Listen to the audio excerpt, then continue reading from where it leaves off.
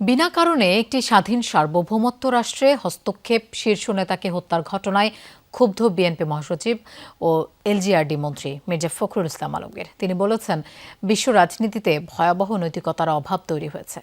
BNP যে কোনো দেশের স্বাধীনতা, সার্বভৌমত্বের অক্ষুণ্ণতা ও গণতন্ত্রে বিশ্বাস করে বলেও মন্তব্য করেন সরকারের এই প্রভাবশালী মন্ত্রী।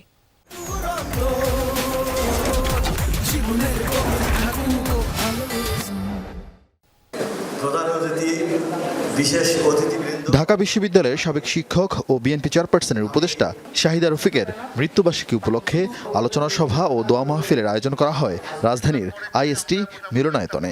মরহুমার দীর্ঘদিনের পেশাগত জীবন ও গণতন্ত্রের পক্ষে তার রাজনৈতিক কর্মকাণ্ড নিয়ে আলোচনা করেন বক্তারা। অনুষ্ঠানে বিএনপি মহাসচিবও তার অবদানের কথা তুলে ধরেন।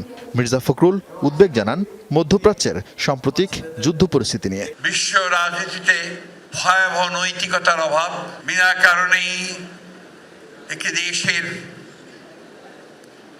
সার্বভৌমত্বে হস্তক্ষেপ, বিনা কারণেই দেশের প্রধানকে, রাষ্ট্রের প্রধানকে এবং একটি মতবাদের প্রধানকে হত্যা করা এক ভয়াবহ বিশ্ব। বাংলাদেশেও এমন অস্থির পরিস্থিতি পার করেছে জানিয়ে বিএনপি মহাসচিব বলেন, কিন্তু এই দেশের মানুষ সিদ্ধান্ত নিতে ভুল করেনি।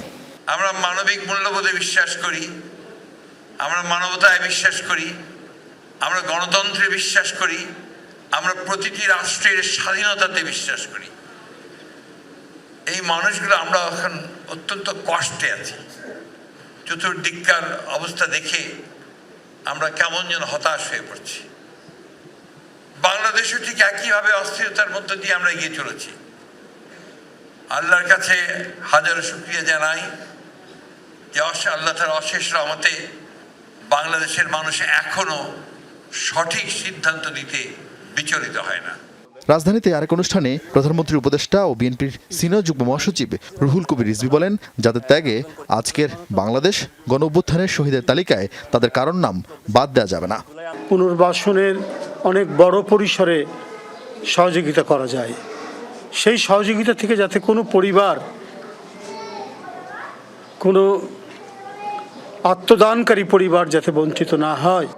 আরিফিন শাকিল, যমুনা নিউজ, ঢাকা।